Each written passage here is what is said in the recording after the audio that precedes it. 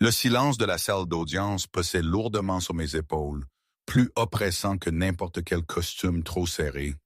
Je fixais l'horloge, ses aiguilles semblaient se moquer de moi, ralentissant le temps jusqu'à l'insupportable. C'était le jour du jugement, le moment où tout pourrait basculer. Louis, Hugo et Clara étaient à l'extérieur, ignorant la tempête qui se préparait pour eux. Comment en étais-je arrivé là, moi, Marie, une Parisienne qui avait fui tout ce luxe il y a des années? Mon esprit vagabondait, remontant le fil des semaines précédentes. Mais en vérité, c'était bien plus loin que tout avait commencé. C'était il y a 5 ans, cette fois-là où je l'avais revu. Je me souviens encore de l'air climatisé glacial de l'avion, même en première classe. Mes jointures blanchissaient sur les accoudoirs. J'ai entendu sa voix avant de le voir, ce timbre grave, si familier, empreint d'une amertume mal dissimulée. 5 ans, Marie, 3 enfants, tu n'as pas chômé. Julien, je n'avais pas besoin de me retourner. Je savais qu'il se tenait là, bloquant l'allée de sa carrure imposante, dans un costume sur mesure qui coûtait probablement plus que mon loyer annuel à Paris. L'homme dont j'avais brisé le cœur, ou plutôt, celui dont la mère m'avait payé pour le quitter, un détail qu'il ignorait, j'en étais certaine. J'ai lentement détaché ma ceinture, me suis levé, lissant ma simple robe achetée dans une friperie. Je l'ai regardé droit dans les yeux, le menton haut. Il y a 5 ans, j'aurais fondu en larmes. Aujourd'hui, j'étais mère de triplés et je n'avais aucune énergie pour ces crises de milliardaires. Et je vois que toi, tu n'as pas changé, Julien, ai-je riposté, ma voix fraîche et stable, malgré mon cœur qui tambourinait contre mes côtes. Toujours aussi chaleureux qu'un matin d'hiver. Dis-moi, comment va Sophie? 5 ans ensemble, des enfants. Ou es-tu toujours trop occupé à bâtir ton empire pour bâtir une famille? Sa mâchoire s'est contractée. Un muscle fibrilait dangereusement dans sa joue. Ses yeux bleus glacial se sont rétrécis, s'assombrissant d'un mélange de douleur et de quelque chose d'autre, quelque chose d'ardent et d'inconnaissable. Il s'est rapproché, envahissant mon espace personnel, son parfum de santal et de scotch cher m'enveloppant comme un souvenir étouffant. « Surveille ton ton, Marie », a-t-il dit, sa voix tombant à un murmure dangereux. « Tu es parti avec un chèque de ma famille. Ne prétende pas être en position de force morale ici. »« Hé, laisse ma maman tranquille !» Une petite voix féroce a jailli de ma taille. Julien a baissé les yeux, surpris. Il y avait là, les mains sur les hanches, un garçon de 4 ans aux cheveux bruns ébouriffés et aux yeux d'une exactitude troublante, du même bleu glacial que les siens. À côté de lui, un autre garçon identique, mais avec un sourire malicieux, et une petite fille serrant un lapin en peluche usée, l'air effrayé. « Tu es méchant avec elle, Hugo », a crié Louis, le second né et le plus turbulent du trio, tapant du pied avec sa basket lumineuse. « Tu devrais t'excuser. » Julien a cligné des yeux, décontenancé. La colère a disparu de son visage, remplacé par un air de pure confusion, tandis qu'il fixait les 3 petits humains formant un mur protecteur autour de mes jambes. La ressemblance était frappante, presque violente dans sa clarté. Mais Julien était trop aveuglé par sa blessure passée pour la voir. Mon cœur, lui, battait à tout rompre. J'avais eu trop chaud d'un coup, puis un frisson m'avait saisi. Tout mon corps était en alerte. « Louis, Hugo, Clara, venez ici », ai-je dit rapidement. Mes instincts maternels en éveil. J'ai poussé les enfants derrière moi, les protégeant de son regard. On ne parle pas aux inconnus, surtout à ceux qui ne savent pas être polis. J'ai trébuché un peu en le poussant, mon sac de cabine se coglant à ma jambe. En traversant la passerelle d'embarquement, mon cœur battait à la chamade. C'était trop juste, il les avait regardés, il les avait vus. « Maman, qui était cet homme ?» a chuchoté Clara, tirant sur ma jupe alors que nous traversions le terminal. « Juste quelqu'un que je connaissais. Mon amour, ne t'inquiète pas pour lui. » L'ai-je apaisé en la prenant dans mes bras. Clara était légère, trop légère. Sa maladie avait fait des ravages et c'était la seule raison pour laquelle j'avais ravalé ma fierté et était revenu aux États-Unis. Elle avait besoin de ses spécialistes. Elle avait besoin de cet argent, tout simplement. Il avait l'air grincheux, a déclaré Hugo, faisant rire Louis. Derrière nous, le son de pas lourds et déterminés résonnait. Julien n'avait pas fini. J'ai accéléré, me dirigeant vers la récupération des bagages, mais le claquement des chaussures de cuir coûteuses me suivait sans relâche. « Marie, attends !» La voix de Julien a fendu la foule. Je ne me suis pas arrêté. Je ne pouvais pas. Pas avec les enfants ici. Pas avec tout ce qui était en jeu. Soudain, Louis s'est arrêté. Il s'est retourné, son petit visage sérieux, et a levé les yeux vers l'homme grand qui nous poursuivait. « Monsieur, a dit Louis, sa voix claire et courageuse, vous avez rendu ma maman triste dans l'avion. Ce n'est pas gentil. Vous devriez vous excuser. » Ce gamin de 4 ans, mon Louis, venait de défendre sa mère face à un étranger qui était en fait son père, un géant pour lui. Il s'était campé sur ses petites jambes, les mains sur les hanches, pour dire à un homme 2 fois sa taille de s'excuser parce qu'il avait rendu maman triste. Le gène du protecteur était puissant chez ce petit-là. Et Julien fixant une version miniature de lui-même sans même le savoir. Julien s'est arrêté net, regardant le garçon. Quelque chose a vacillé dans ses yeux. De la surprise peut-être, ou la reconnaissance de quelque chose qu'il ne pouvait pas nommer. A commencé Julien, puis il a semblé se reprendre. Il m'a regardé, son expression illisible. Je ne voulais pas fâcher qui que ce soit. Viens, Louis, l'ai-je pressé, lui prenant la main. Mamie Anne nous atteint. Nous nous sommes précipités à travers les portes coulissantes, dans le hall des arrivées, laissant un milliardaire confus derrière nous. Je balayais la foule du regard, cherchant ma mère. Anne avait dit qu'elle enverrait une voiture, mais je ne m'attendais pas à grand-chose. Anne avait toujours été serveuse avec de grands rêves et des poches vides. « Marie, par ici, ma puce !» Je me suis figé. La voix était celle de ma mère, mais la femme qui me faisait signe était méconnaissable. Anne était drapée dans un châle en cachemire, portant des diamants qui auraient pu servir de patinoire, et se tenait à côté d'un chauffeur, tenant une pancarte sur laquelle était écrit « Bienvenue à la maison ». Maman, je me suis approché avec prudence. « Tu as gagné au loto ». Anne a ri, un son bruyant qui a attiré les regards. Elle m'a englouti avec les triplés dans une étreinte massive qui sentait le parfum cher. « Oh, regardez ces anges, mes petits-enfants. » « Non, ma chérie, je n'ai pas gagné au loto. J'ai épousé un homme merveilleux.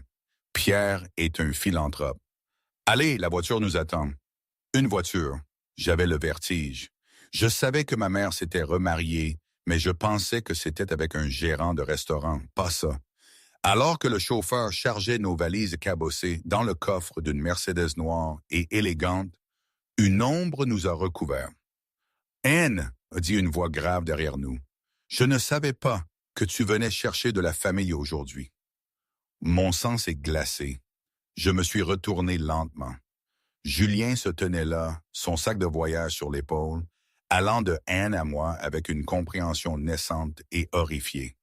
Anne a rayonné, inconsciente de la tension à couper au couteau. « Julien, quel timing parfait. Je veux que tu rencontres ma fille, Marie. Elle est enfin de retour de Paris. Et ce sont mes petits-enfants, Louis, Hugo et Clara. » Les yeux de Julien se sont braqués sur moi, s'écarquillant d'incrédulité. L'air crépitait d'électricité. « Fille, » a répété Julien d'une voix étranglée. « La fille d'Anne, c'est toi. » J'ai serré Clara plus fort. De toutes les personnes à New York, de toutes les familles dans lesquelles ma mère aurait pu se marier, il fallait que ce soit eux. « Quel petit monde !» ai-je dit. Ma voix à peine stable. Apparemment, nous sommes de la même famille maintenant. Alors, peut-être devrions-nous essayer d'être civils pour le bien de tous. Julien s'est rapproché, sa voix si basse que seul moi pouvais l'entendre. « Civil? Tu penses qu'on peut être civil après ce qui s'est passé?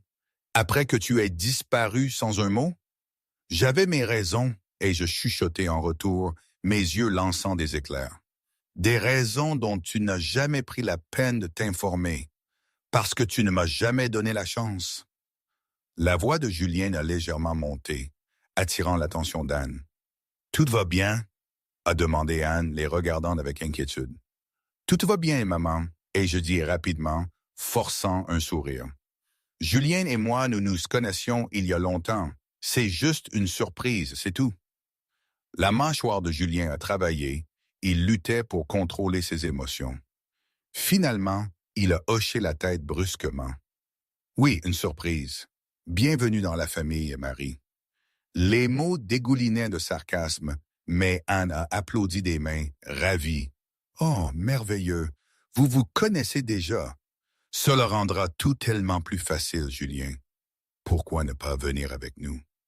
On pourra se rattraper. » Non, nous avons dit Julien et moi en même temps. Anne a cligné des yeux, surprise. Julien s'est rétabli le premier. Ma voiture arrive, mais je vous verrai à la maison. Je suis sûr que nous aurons amplement le temps de nous rattraper. La façon dont il l'a dit ressemblait plus à une menace qu'à une promesse. Le silence dans la Mercedes était oppressant. Pendant qu'Anne jacassait joyeusement au sujet de l'organisation du mariage et des arrangements floraux, béatement inconsciente de la tempête qui grondait, je regardais par la fenêtre teintée.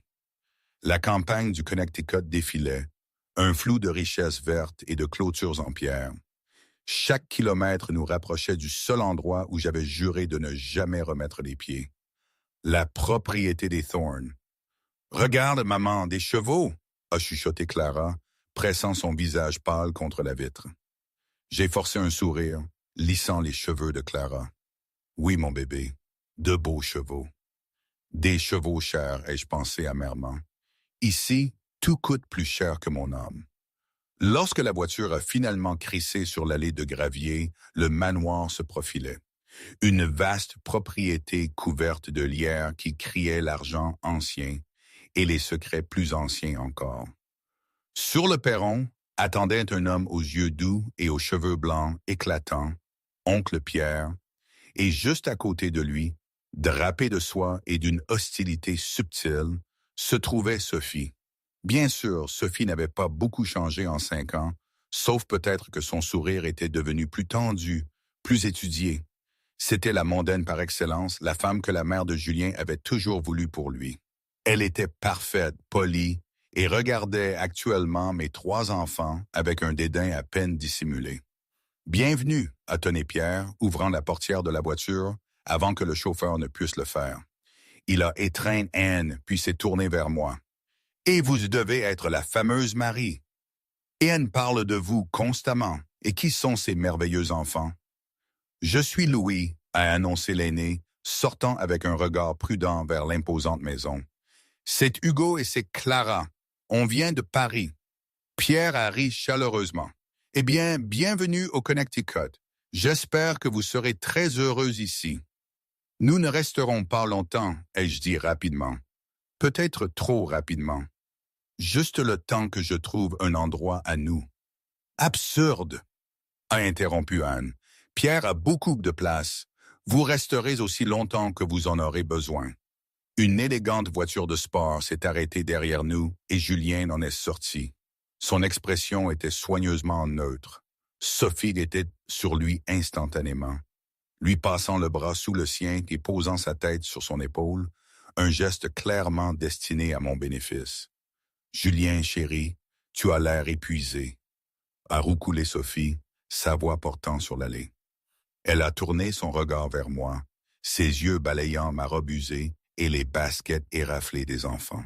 « Marie, quelle surprise! Anne a mentionné qu'elle avait une fille, mais je n'avais aucune idée que vous et Julien vous connaissiez. Quelle coïncidence! » La façon dont elle a dit « coïncidence » laissait clairement entendre qu'elle pensait tout sauf ça. « La vie est pleine de surprises », ai-je répondu calmement, bien que mon cœur battait la chamade. « Je suis sûr que nous nous adapterons tous. »« J'en suis sûr, » a dit Sophie, son sourire aiguisé comme du verre. « Venez, laissez-moi vous montrer vos chambres. Je suis sûr que vous les trouverez adéquates. » Les chambres adéquates se sont avérées être une suite dans l'aile est. 3 chambres connectées par un salon commun, toutes décorées dans des tons neutres de bon goût qui coûtaient probablement plus cher que mon appartement entier à Paris. Les enfants étaient ravis, courant d'une pièce à l'autre, s'émerveillant de l'espace. « Maman, il y a une télévision dans ma chambre !» a crié Hugo. « Et le lit est énorme !» et a ajouté Louis. Clara est montée sur le rebord de la fenêtre de ma chambre, regardant les jardins en contrebas. « C'est comme un château !» a-t-elle chuchoté, les yeux écarquillés. Je me suis assise à côté de ma fille, la serrant contre moi. « C'est juste temporaire, mon bébé.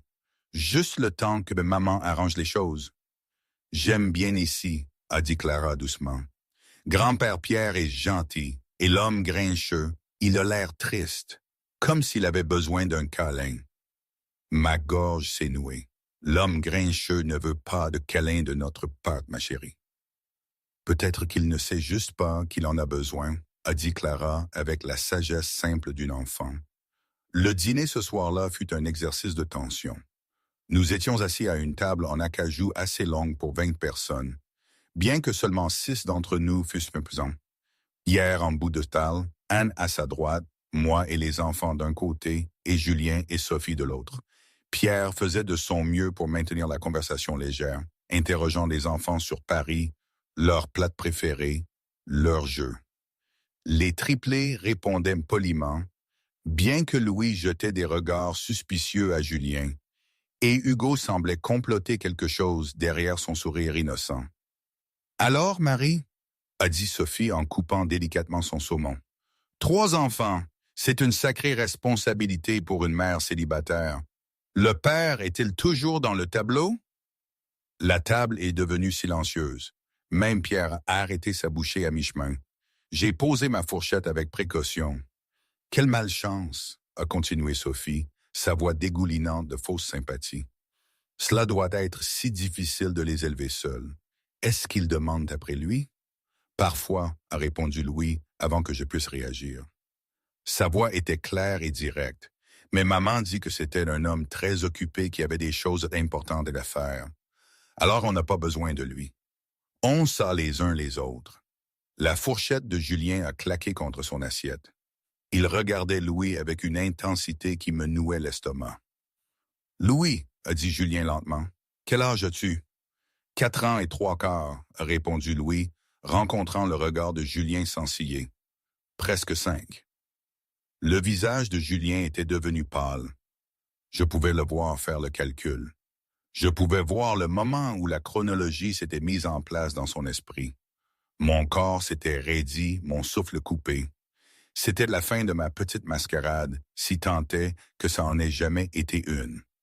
Le froid m'a saisi, un pressentiment de catastrophe imminente. « Excusez-moi, » a dit Julien abruptement, se poussant de la table. « J'ai besoin d'air. » Il est sorti de la salle à manger, ses épaules rigides.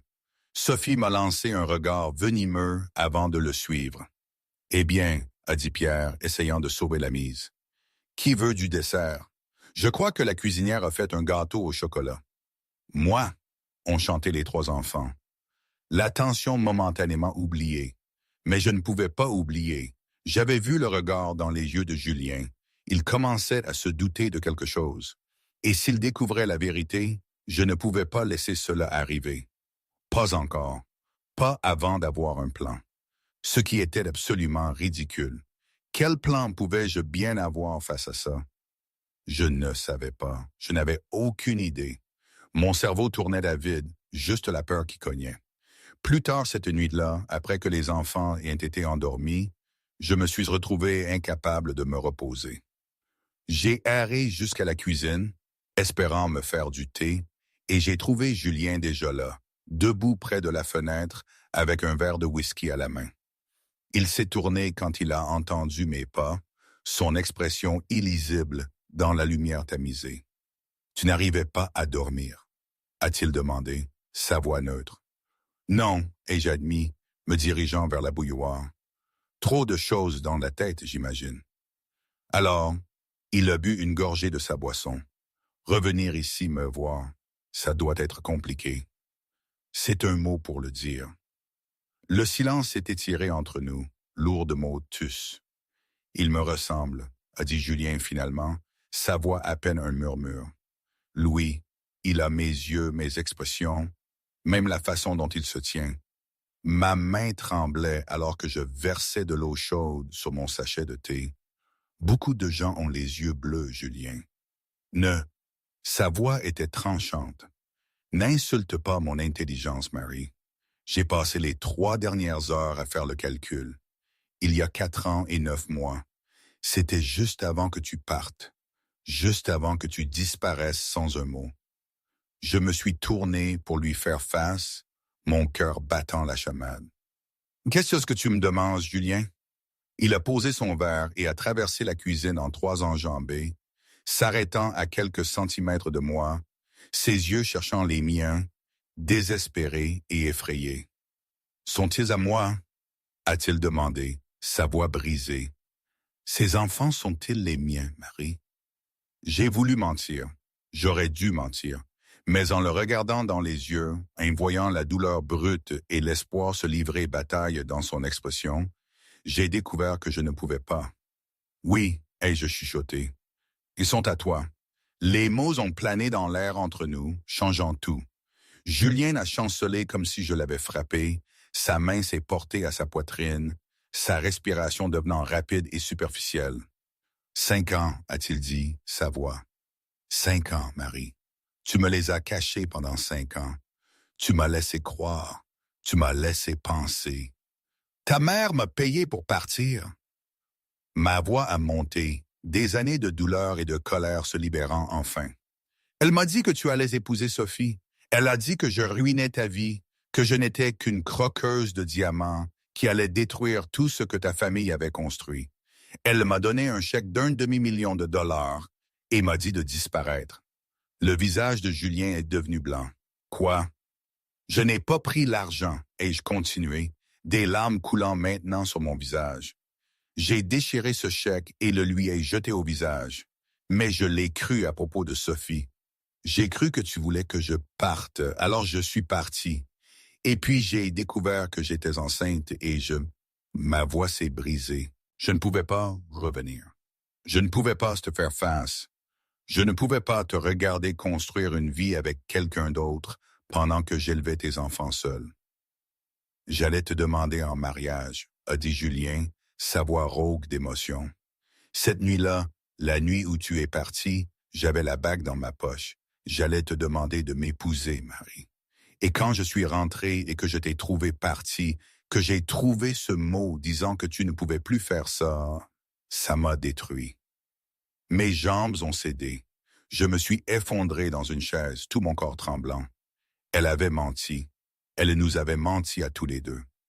Elle est morte, a dit Julien amèrement. Elle est morte il y a 2 ans, alors nous ne pouvons même pas la confronter. Nous ne pouvons pas avoir de réponse. Nous ne pouvons pas. Il s'est arrêté, sa respiration devenant plus laborieuse. J'ai levé les yeux, alarmé. Julien était appuyé contre le comptoir, une main pressée sur sa poitrine, son visage gris. Julien, qu'est-ce qui ne va pas? Inhalateur, a-t-il haleté. Veste, bureau, asthme. Je me suis souvenu maintenant. Il avait déjà eu des crises auparavant, généralement déclenchées par un stress extrême. Reste ici, ai-je ordonné, courant vers la porte. Je vais le chercher. J'ai sprinté à travers la maison sombre, mes pieds nus claquant sur le marbre jusqu'à ce que j'atteigne le bureau. J'ai trouvé sa veste drapée sur une chaise et j'ai fouillé les poches jusqu'à ce que mes doigts se referment sur la forme familière d'un inhalateur. J'ai couru jusqu'à la cuisine pour trouver Julien par terre, ses lèvres teintées de bleu, ses yeux écarquillés de panique. « Ça va aller », ai-je dit, tombant à genoux à côté de lui. Je l'ai. Respire, Julien. Juste respire. J'ai secoué l'inhalateur et l'ai pressé contre ses lèvres. Il a inhalé profondément, le médicament affluant dans ses poumons, 1 fois, 2 fois. Lentement, la couleur a commencé à revenir sur son visage. Sa respiration s'est régulée, bien qu'il soit resté affalé contre les armoires, épuisé. Je me suis assise sur mes talons, mon propre cœur battant à toute vitesse. « Tu vas bien? » Julien a hoché la tête faiblement. Il m'a regardé, m'a vraiment regardé, et quelque chose dans son expression s'est adouci. « Tu es revenu, a-t-il dit doucement. Tu aurais pu me laisser là après tout, mais tu es revenu. » Bien sûr que je l'ai fait, ai-je dit, essuyant mes yeux. Je ne suis pas un monstre, Julien. Je n'ai jamais voulu te faire de mal. Je pensais faire ce qu'il fallait. Nous avons tous les deux pensé cela, a dit Julien. Il a tendu la main et a pris la mienne, sa prise faible mais ferme. Nous avons tous les deux été manipulés, tous les deux menti. Et maintenant, nous avons 3 enfants qui ne connaissent pas leur père. Et je ne sais pas comment réparer ça, Julien. Je ne sais pas comment arranger ça, ai-je terminé. Julien est resté silencieux un long moment. Puis il a dit, « Nous commençons par la vérité. Nous leur disons ensemble, et puis nous trouverons le reste, un jour à la fois. » J'ai regardé nos mains jointes, cet homme que j'avais aimé et perdu et retrouvé de la manière la plus impossible. Un jour à la fois, ai-je acquiescé. La journée avait été, non, c'était un tourbillon, d'émotions, de révélations, de regrets. Tout s'était entremêlé, rendant chaque sentiment à la fois intense et confus. Une chose était certaine, le sol sous mes pieds était instable, mais au moins, Julien était à mes côtés, pour l'instant. Le lendemain matin, je me suis réveillé et j'ai trouvé les 3 enfants entassés dans mon lit, un fouillis de petits membres et de visages endormis. Clara était recroquevillée contre mon flanc. Louis s'était retrouvé de travers au pied du lit, et Hugo était étalé en diagonale, un pied dangereusement près de mon visage. J'ai souri malgré l'anxiété qui me rongeait l'estomac. Aujourd'hui, je leur dirais. Aujourd'hui, tout allait changer. C'était ça l'idée, du moins. J'espérais juste ne pas tout gâcher. « Bonjour, mes amours », ai-je chuchoté, les secouant doucement. Il est temps de se lever. 5 minutes de plus, a marmonné Hugo, s'enfonçant plus profondément dans les couvertures. Non, 5 minutes de plus. Nous devons parler de quelque chose d'important. Ça a attiré leur attention. Louis s'est assis immédiatement. Ses yeux bleus, les yeux de Julien, alertes et sérieux. C'est à propos du médicament de Clara. Le docteur a appelé. Non, mon bébé, le rendez-vous de Clara est la semaine prochaine. C'est à propos de quelqu'un d'autre. Hugo s'est assis aussi, se frottant les yeux. C'est à propos de l'homme grincheux, celui de l'avion. J'ai pris une grande inspiration. Oui, il s'appelle Julien, et il est votre père. Silence, 3 pères Dieu me fixaient sous le choc. L'homme grincheux est notre papa? A demandé Clara, sa voix petite et confuse. Oui, ma chérie. Mais tu as dit que papa était occupé, a dit Louis, son front se plissant de cette manière qui le faisait ressembler tellement à Julien. Ça faisait mal. Tu as dit qu'il avait des choses importantes à faire. Je sais ce que j'ai dit et je suis désolé de ne pas avoir été complètement honnête avec vous. La vérité, c'est que votre père et moi avons eu un malentendu, un gros. Et j'ai pensé qu'il valait mieux que nous restions séparés. Mais maintenant que nous sommes ici, maintenant qu'il sait pour vous, je pense qu'il est temps que vous appreniez à vous connaître. Il veut nous connaître? A demandé Louis, sa voix soigneusement neutre, mais je pouvais entendre la vulnérabilité en dessous. Oui, ai-je dit fermement, il le veut vraiment. Même si on lui a fait tomber son téléphone dans le punch, a demandé Hugo, l'air coupable pour la première fois depuis l'incident. Je n'ai pas pu m'empêcher de sourire. Même si. Mais peut-être plus de blagues, hein? D'accord, allez, il fallait lui laisser une chance. C'était tout ce que je pouvais demander. À ce moment précis, j'ai repensé à mon père. Il disait toujours, « Marie, fais attention, ma fille. Les chemins les plus tortueux cachent souvent les plus grandes surprises. » J'avais toujours pensé qu'il parlait de la forêt derrière notre petite maison de campagne. Mais aujourd'hui, je me rendais compte qu'il parlait peut-être de la vie. Des surprises, j'en avais eu mon lot. Et des tortueux.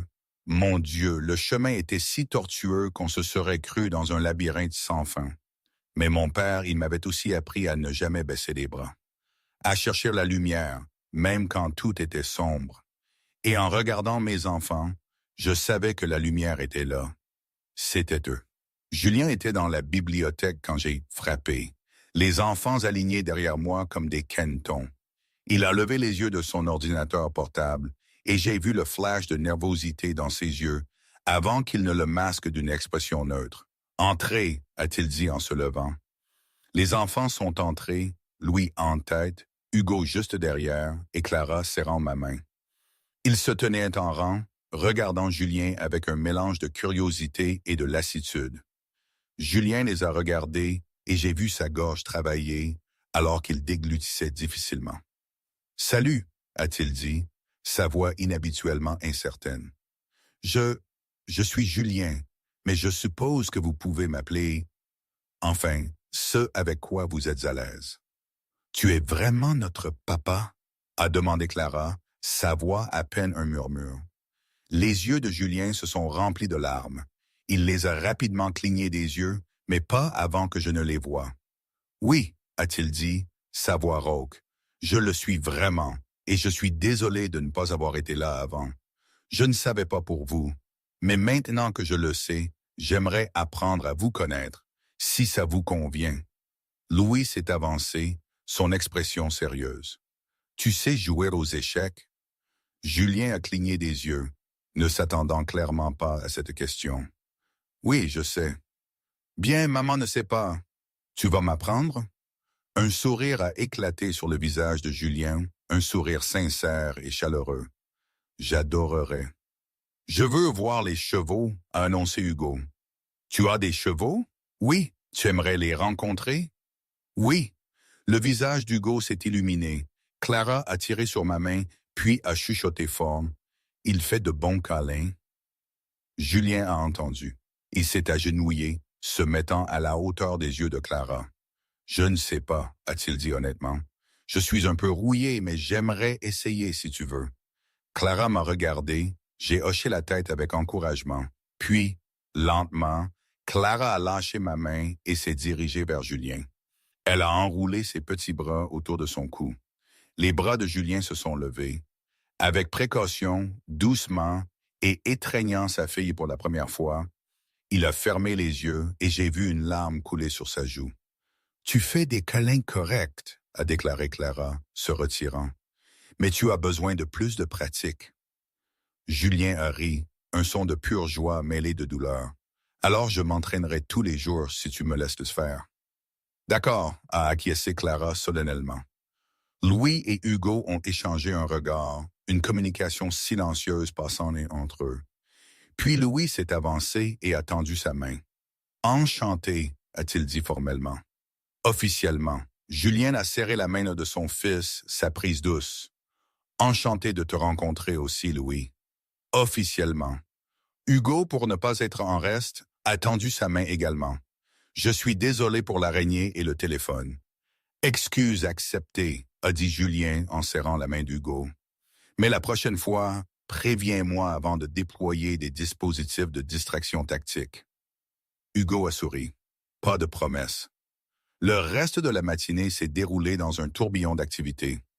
Julien a emmené les garçons aux écuries où ils ont rencontré les chevaux, et Julien leur a patiemment appris à brosser les plus dociles. Hugo était intrépide, essayant immédiatement de monter un cheval 2 fois sa taille, tandis que Louis s'approchait plus prudemment, posant des questions sur le tempérament et les soins de chaque cheval. Je suis resté avec Clara, qui se fatiguait facilement, et nous les avons regardés depuis la clôture. « Il essaie vraiment fort, » a observé Clara, appuyée contre moi. « Oui, il essaie, » ai-je acquiescé. « Tu penses qu'il va rester ?» a demandé Clara. « Ou il va encore être occupé ?» Mon cœur s'est serré. Je pense qu'il veut rester. Mais c'est compliqué, mon bébé. Les choses d'adultes sont toujours compliquées. Clara a soupiré, semblant bien plus âgée que ses 4 ans. L'après-midi, Julien a installé un échiquier dans la bibliothèque et a commencé à enseigner les bases à Louis. Je regardais depuis l'embrasure de la porte, mon cœur faisant des choses compliquées dans ma poitrine, en les observant tous les deux, tête penchée l'une vers l'autre, l'une foncée et l'autre plus claire, mais toutes deux avec la même concentration intense. Non, regarde, le cavalier se déplace en L, a expliqué Julien patiemment. C'est la seule pièce qui peut sauter par-dessus les autres. C'est une règle bizarre, a dit Louis. Mais il souriait. Les échecs ont beaucoup de règles bizarres, mais une fois que tu les as apprises, c'est comme résoudre une énigme. J'aime les énigmes, a dit Louis. Puis, plus doucement, tu aimais les énigmes quand tu avais mon âge? La main de Julien s'est immobilisée au-dessus de l'échiquier. Oui, j'aimais. Mon père m'a appris à jouer aux échecs quand j'avais 5 ans, tout comme toi. Tu lui as manqué quand il était occupé? La question était innocente, mais j'ai vu Julien tressaillir. Oui, a dit Julien honnêtement. Il m'a beaucoup manqué. Il travaillait tout le temps, et je me suis promis que si jamais j'avais des enfants, je leur consacrerais du temps. Je serais là. Mais tu n'as pas été là pour nous, a dit Louis, non pas de manière accusatrice, juste en énonçant un fait. Non, je ne l'ai pas été, mais pas parce que je ne voulais pas l'être. Je ne savais pas que vous existiez, Louis. Si j'avais su, j'aurais remué ciel et terre pour être là. Je te le promets. Louis l'a étudié un long moment, ses yeux bleus, bien trop perspicaces. D'accord, a-t-il dit finalement. Je te crois. Les épaules de Julien se sont affaissées de soulagement. Merci. Mais tu dois le prouver, a ajouté Louis. Tu dois être là tous les jours, pas seulement quand c'est amusant. Je le ferai, a juré Julien, chaque jour. Le dîner ce soir-là fut différent. La tension était toujours là. Sophie s'en assurait avec ses commentaires acerbes et ses regards froids. Mais il y avait autre chose aussi. Quelque chose de fragile et de délicat, mais de réel. Les enfants bavardaient de leur journée, racontant à Pierre et Anne les chevaux et la partie d'échecs. Julien écoutait, ajoutant occasionnellement des détails, et je voyais la façon dont il les regardait avec émerveillement et désir et une protectivité féroce qui prenait déjà racine. Après le dîner, alors que j'apprêtais les enfants pour le lit, on a frappé à la porte de la suite. J'ai ouvert pour trouver Julien debout là, l'air incertain. « Je voulais vous dire bonne nuit », a-t-il dit. « Si ça va, bien sûr. » Il m'a suivi dans les chambres des enfants. Clara était déjà au lit, serrant son lapin. Julien s'est assis sur le bord de son lit et elle s'est immédiatement poussée pour lui faire de la place. « Tu me racontes une histoire ?» a-t-elle demandé. « Je ne connais pas beaucoup d'histoires » a admis Julien. « Alors invente-en une » a dit Clara comme si c'était la chose la plus simple du monde. Alors Julien l'a fait. Il lui a raconté l'histoire d'une princesse qui vivait dans un château fait d'étoiles et d'un dragon qui était en fait très seul et voulait juste un ami. Sa voix était douce et délicate, et à la fin, les yeux de Clara tombaient. « C'était une bonne histoire », a-t-elle murmuré. « Tu m'en raconteras une autre demain ?»« Chaque nuit », a promis Julien, lui embrassant le front. « Si tu veux. »« Je veux », a dit Clara, et puis elle s'est endormie. Dans la chambre des garçons, Louis et Hugo étaient toujours éveillés, se chuchotant des choses. Ils se sont tus quand Julien est entré. « Je voulais juste vous dire bonne nuit », a dit Julien. « Bonne nuit », ont-ils chanté. Julien a hésité puis a dit « Je sais que tout cela est très étrange et je sais que j'ai beaucoup à prouver, mais je veux que vous sachiez que je ne pars nulle part.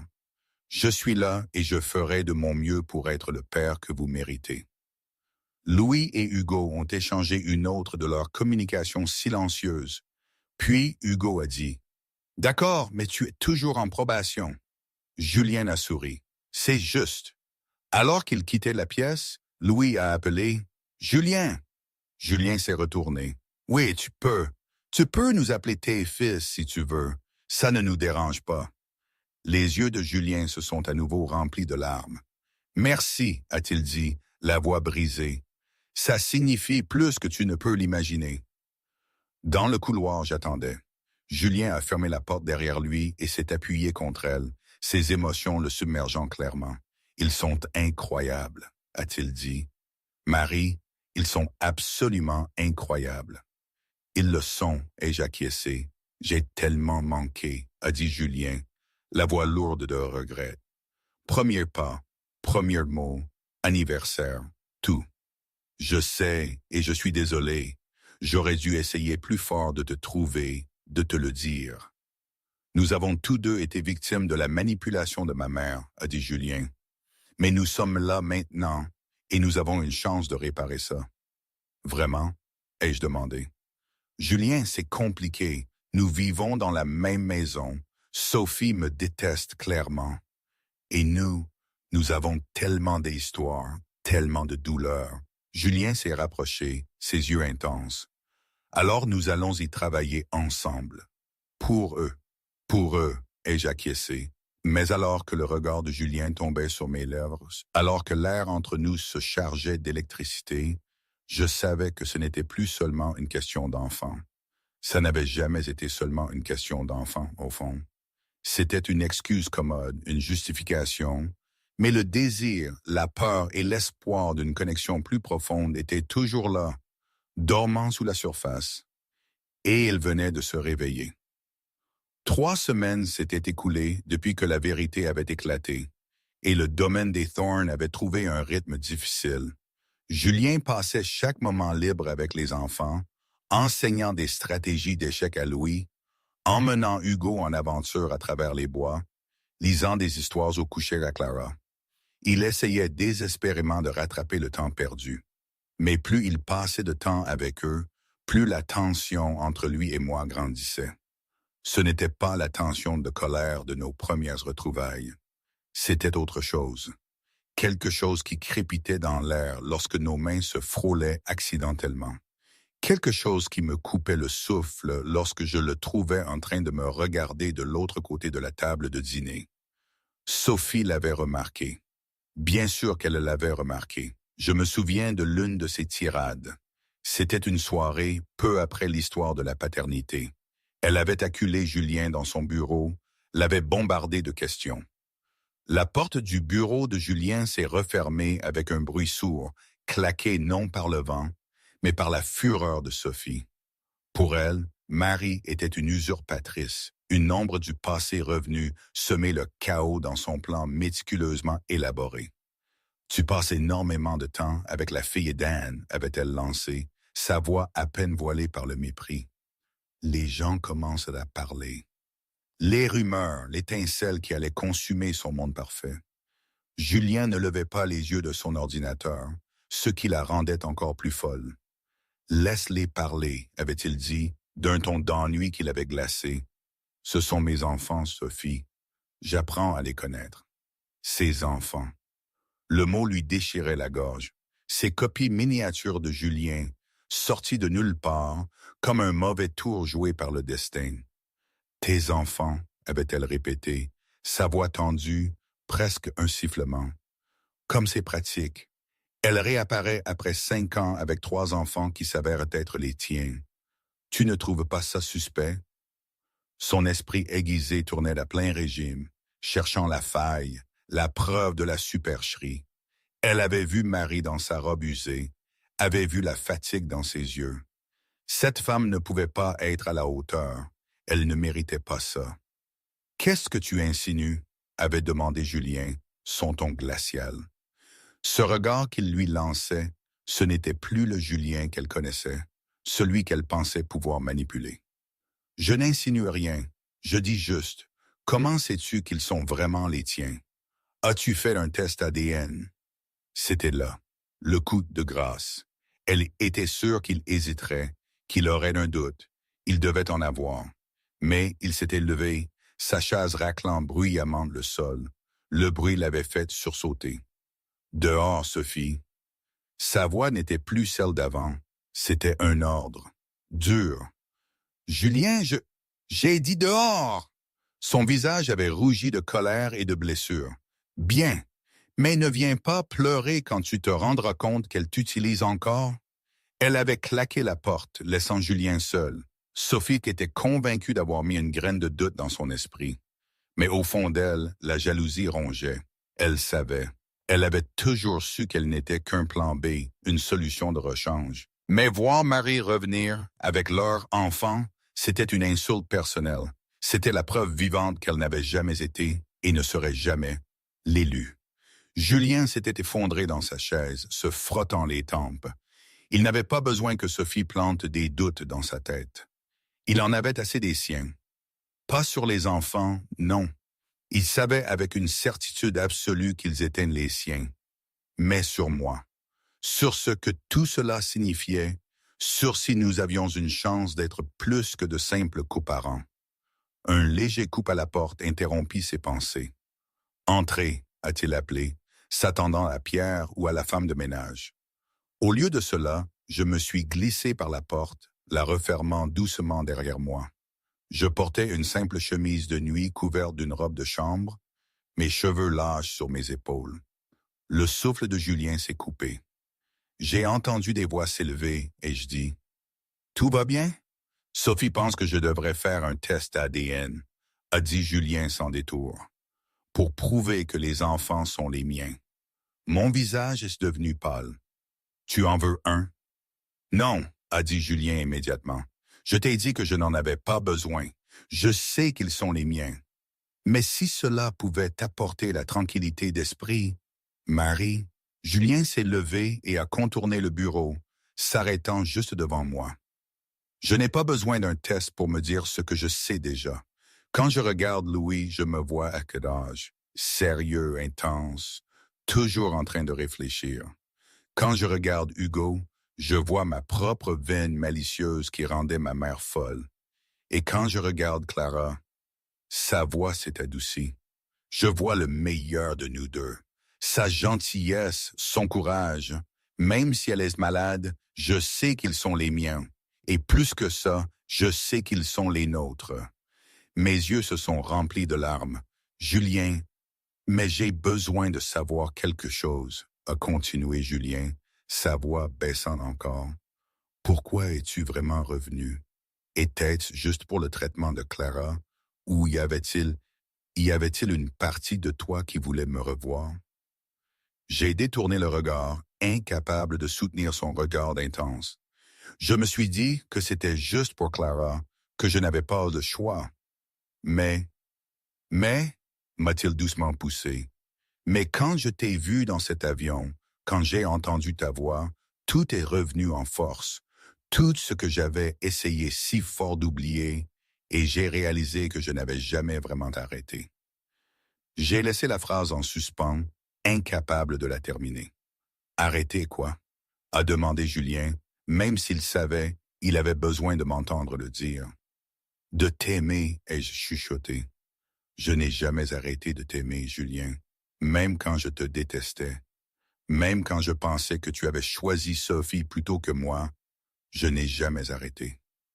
Le contrôle de Julien a volé en éclats. Il a réduit la distance entre nous, ses mains se levant pour encadrer mon visage.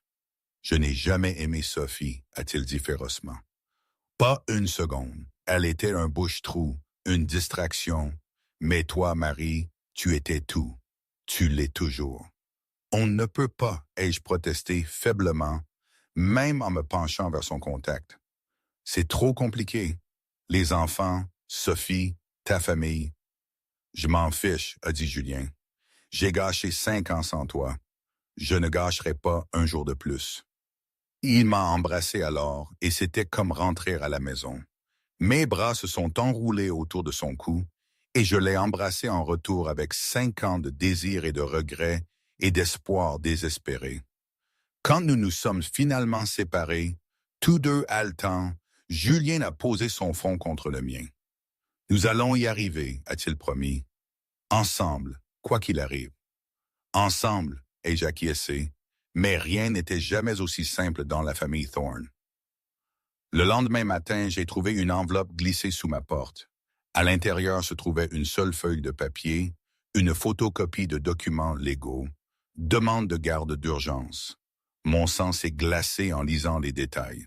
Sophie avait déposé une plainte auprès des services de protection de l'enfance, affirmant que j'étais une mère indigne qui avait délibérément caché les enfants à leur père pour un gain financier. Mes mains tremblaient en lisant les allégations. Négligence, comme en témoigne la maladie non traitée de Clara, fausse déclaration de paternité, ingérence dans la garde, historique d'acceptation d'argent pour abandonner le père. L'audience était prévue dans 2 jours. Je me suis effondré sur mon lit, le papier tombant de mes doigts sans force. Sophie n'essayait pas seulement de nous séparer, Julien et moi. Elle essayait de me prendre mes enfants. Un coup à la porte m'a fait sursauter. « Marie », c'était la voix de Julien. « Je peux entrer ?» Je ne pouvais pas parler, je fixais juste la porte. Julien est entré sans attendre de réponse, sentant clairement que quelque chose n'allait pas. Il a vu mon visage, a vu le papier par terre, et son expression s'est assombrie. Qu'est-ce que c'est que ça? Il a ramassé le document, et en le lisant, son visage est passé du pâle au rouge. Cette manipulatrice, cette vindicative, Sophie, elle va me prendre mes enfants, et je dis, ma voix brisée. Elle a des avocats, de l'argent, des relations, et je n'ai rien. Je suis une mère célibataire sans emploi qui a vécu de la charité de sa mère. Quel juge va se ranger de mon côté? Chaque juge de cet État le fera quand il entendra la vérité, a dit Julien férocement. Il a sorti son téléphone. J'appelle mon avocat tout de suite. Ton avocat, ai-je demandé, confuse. Notre avocat, a corrigé Julien, parce que nous allons nous battre ensemble et nous allons gagner. Les 2 jours suivants ont été un tourbillon de préparation. Julien a engagé non pas un seul avocat, mais toute une équipe. Ils ont rassemblé des preuves, des dossiers médicaux montrant que j'avais emmené Clara chez des spécialistes à Paris, des dossiers financiers prouvant que je n'avais jamais encaissé le chèque de la mère de Julien, des témoins de moralité, y compris mes anciens employeurs et voisins à Paris. Mais la preuve la plus puissante est venue des enfants eux-mêmes. Lorsque l'assistante sociale est venue les interroger, les 3 enfants ont été catégoriques. Leur mère n'était pas négligente. Elle était aimante, attentive et avait fait tout ce qui était en son pouvoir pour s'occuper d'eux. Maman a travaillé 3 emplois à Paris, a expliqué Louis solennellement. Elle était toujours fatiguée, mais elle avait toujours du temps pour nous. Elle nous lisait une histoire tous les soirs. Elle n'a jamais manqué un rendez-vous chez le médecin de Clara. Pas un seul. Et elle fait le meilleur chocolat chaud, a ajouté Hugo. Avec des marshmallows en plus. Elle fait les meilleurs câlins du monde entier, a dit Clara. Mieux que personne, même mieux que notre papa, et il s'est beaucoup entraîné. L'assistante sociale, une femme au visage bienveillant nommée Madame Patterson, a pris des notes méticuleuses. Puis elle a posé la question que je redoutais. « Vous les enfants, savez-vous qui est votre père? » « Oui, a dit Louis, c'est Julien et il est gentil. » Mais il n'était pas là avant parce que grand-mère était méchante et leur a menti à tous les 2. Ce n'est pas la faute à maman ni la faute à papa, c'est la faute à grand-mère. Mais elle est morte maintenant, alors on ne peut pas être en colère contre elle. Madame Patterson a cligné des yeux devant cette explication factuelle. « Je vois. Et comment vous sentez-vous par rapport à votre père maintenant? » Les 3 enfants se sont regardés, puis l'ont regardé. « On l'aime bien, » a dit Louis avec précaution. « On l'aime, je crois. Mais on n'aime plus maman parce qu'elle a été là toute notre vie. Et si quelqu'un essaie de nous séparer de maman, il devra se battre contre nous 3. Plus notre papa, a ajouté Hugo. Il a dit que quiconque essaierait de nous faire du mal à nous ou à maman devrait d'abord passer par lui, et il est vraiment grand. Madame Patterson a légèrement souri. J'en suis sûr. L'audience de garde a eu lieu dans une salle d'audience stérile qui sentait le vieux bois et l'anxiété. Sophie était assise d'un côté avec son avocat, un homme requin en costume coûteux. Je me suis assise de l'autre côté avec Julien et leur équipe juridique. Les enfants étaient dans une salle d'attente avec Anne et Pierre, bien que le juge ait indiqué qu'il pourrait vouloir leur parler en privé. L'avocat de Sophie a commencé, dépeignant un portrait de moi comme une opportuniste intrigante qui avait délibérément caché les enfants à leur père fortuné pendant des années, avant de revenir opportunément lorsqu'elle avait besoin d'argent. Mademoiselle Wilson a abandonné M. Thorne après avoir accepté une somme substantielle de sa mère, a argué l'avocat. Elle a ensuite caché ses enfants, ses héritiers, à M. Thorne pendant près de 5 ans. Elle n'est revenue que lorsque sa fille est tombée gravement malade et qu'elle avait besoin d'accès à des soins médicaux coûteux. Ce n'est pas le comportement d'une mère aimante, c'est le comportement de quelqu'un qui considère les enfants comme des monnaies d'échange. J'avais la nausée. Présenté de cette manière, cela semblait accablant. Mes mains tremblaient sous la table, mes ongles s'enfonçant dans mes paumes. La peur me serrait la gorge, c'était une étau invisible qui m'empêchait presque de respirer. Mon corps était froid, pourtant mon front suintait de sueur. Est-ce que ce cauchemar allait vraiment arriver? Est-ce qu'ils allaient me prendre mes enfants? Non, je ne pouvais pas le permettre. Mon esprit se débattait, cherchant une échappatoire, un argument, une preuve que ce n'était pas vrai. Mais les mots résonnaient, amplifiés par ma propre culpabilité, par toutes ces années où je m'étais senti à la limite. Puis notre avocat s'est levé. Votre honneur, puis-je présenter des preuves qui contredisent chacune de ces allégations? Elle a ensuite montré le chèque déchiré, authentifié et photographié par un notaire parisien lorsque j'avais dû prouver que je n'acceptais pas d'argent de la succession de Julien. Elle a montré des dossiers médicaux documentant mes soins diligents pour les 3 enfants, y compris les traitements coûteux que j'avais payés moi-même grâce à des heures de travail éreintantes. Elle a présenté des témoins de moralité, des enseignants, des voisins, des médecins, tous témoignant de mon dévouement en tant que mère. Mademoiselle Wilson n'a pas gardé ses enfants de M. Thorne pour de l'argent, a argué leur avocat. Elle les a gardés de lui parce qu'on lui avait dit, par sa mère, qui est depuis décédée, qu'il prévoyait d'épouser quelqu'un d'autre. On lui a dit qu'elle n'était pas désirée, et quand elle a découvert qu'elle était enceinte, elle a fait le choix que de nombreuses femmes dans sa position font. Elle a choisi de protéger ses enfants d'une situation qu'elle croyait leur ferait du mal. Et qu'en est-il des droits de M. Thorne? A demandé le juge. Il a été privé de la connaissance de ses enfants pendant des années. Les droits de M. Thorne ont été violés, a convenu leur avocat. Mais pas par Mademoiselle Wilson. Ils ont été violés par la tromperie de sa mère. M. Thorne et Mademoiselle Wilson ont tous deux été victimes de cette tromperie. Et maintenant qu'ils connaissent la vérité, ils travaillent ensemble pour construire une famille. Cette demande de garde ne vise pas à protéger les enfants. Elle concerne l'orgueil blessé et la jalousie de Mademoiselle Sophie Winters. Objection! L'avocat de Sophie a bondi. Pour quel motif? A demandé le juge sèchement. C'est diffamatoire. C'est aussi exact, a dit Julien, se levant. Le juge l'a regardé avec surprise. Monsieur Thorne, vous n'êtes pas tenu de témoigner. Je le veux, a dit Julien fermement. Il a marché jusqu'à la barre des témoins et a prêté serment. Monsieur Thorne, a dit le juge, quelle est votre relation avec Mademoiselle Winters? Nous étions fiancés, a dit Julien. Ou plutôt, elle croyait que nous l'étions. Ma mère l'a arrangé, mais je n'ai jamais demandé Sophie en mariage. Je n'ai jamais voulu l'épouser. La femme que je voulais épouser, la femme que j'ai toujours voulu épouser, c'est Mary Wilson. Un murmure a parcouru la salle d'audience. Le visage de Sophie est devenu blanc, puis rouge. « Et les enfants? » a demandé le juge.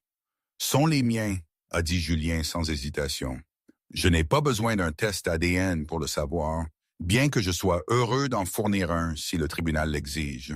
Mais plus important encore, ils sont les nôtres, à Marie et à moi. Elle les a élevés avec amour et dévouement pendant 5 ans. Elle leur a donné tout ce qu'elle avait, même lorsque cela signifiait sacrifier ses propres besoins. C'est une mère extraordinaire, votre honneur, et quiconque prétend le contraire ne la connaît pas du tout. » Le juge a pris des notes, puis a dit « J'aimerais parler aux enfants en privé. » 20 minutes plus tard, le juge est revenu à la barre. Son expression était lisible. « J'ai examiné les preuves et parlé aux enfants, » a-t-il dit. « Voici ma décision. La demande de garde d'urgence est rejetée. Les enfants resteront avec leur mère, Mademoiselle Mary Wilson. Cependant, mon cœur s'est arrêté. Cependant, a continué le juge, j'ordonne qu'un accord de garde formel soit élaboré entre Mademoiselle Wilson et Monsieur Thorne. Ces enfants ont le droit de connaître leurs deux parents, et les deux parents ont le droit d'être impliqués dans leur vie. J'ordonne une garde partagée avec Mademoiselle Wilson comme parent gardien principal et Monsieur Thorne ayant des droits de visite généreux à définir entre vos avocats. Il a fixé Sophie d'un regard sévère. Quant à vous, Mademoiselle Winters, je vous suggère de considérer les conséquences du dépôt de requête de garde frivole. Cette affaire était clairement motivée par des griefs personnels plutôt que par une véritable préoccupation pour le bien-être des enfants. Si vous déposez une autre requête de ce type, je vous tiendrai en délit d'outrage au tribunal. Est-ce clair? Sophie a hoché la tête, son visage un masque d'humiliation et de rage. L'audience est ajournée. À l'extérieur de la salle d'audience, je me suis effondré dans les bras de Julien, tremblant de soulagement. Les enfants sont arrivés en courant, Anne et Pierre juste derrière eux. « On a gagné, maman ?» a demandé Clara avec anxiété. « On a gagné, mon bébé, » ai-je dit, les serrant tous les trois dans mes bras. « Vous restez avec moi. »« Et avec papa aussi, » a ajouté Louis, regardant Julien. Le juge le dit. « C'est vrai, » a confirmé Julien, s'accroupissant à leur niveau. « Nous allons tous être ensemble en famille. »« Nous tous ?» a demandé Hugo, « même dans la même maison ?» Julien et moi avons échangé un regard. « On trouvera ça, » et je dis doucement. « Mais oui, nous sommes une famille maintenant. Nous tous. » Alors que nous sortions du palais de justice sous le soleil, Julien a pris ma main. Je l'ai regardé, surprise, mais je ne me suis pas retiré. « Je pensais ce que j'ai dit là-bas, » a dit Julien doucement. « Tu es la femme que je veux épouser. Tu l'as toujours été. » « Julien, je ne te demande pas de répondre maintenant, » a interrompu Julien. « Je sais que nous avons beaucoup à résoudre, de la confiance à reconstruire, mais je dois te faire savoir que je suis là pour le long terme. Pour toi, pour eux, pour nous. » J'ai serré sa main. Un jour à la fois. Un jour à la fois, a convenu Julien. Derrière nous, Sophie regardait depuis les marches du palais de justice, ses mains serrées en poing. Ce n'était pas fini, loin de là. Mais pour l'instant, à cet instant, je me suis autorisé à espérer. Peut-être, juste peut-être, nous pourrions vraiment y arriver. 2 semaines après l'audience de garde, la vie au domaine des Thorne avait atteint un équilibre fragile. Julien avait déplacé certaines de ses affaires dans une chambre d'amis près de l'aile des enfants, voulant être proche d'eux. Il passait les matins à travailler de chez lui, les après-midi avec les triplés et les soirées à des dîners de famille qui semblaient parfois presque normaux. Sophie avait déménagé, affirmant qu'elle avait besoin d'espace pour réfléchir. Mais Anne avait rapporté avoir vu sa voiture garée près de l'entrée arrière du domaine plusieurs fois. Cela me mettait mal à l'aise. Elle prépare quelque chose, et je dis à Julien un soir après que les enfants se soient endormis. Nous étions dans la bibliothèque, Julien travaillant sur son ordinateur portable pendant que je parcourais des factures médicales.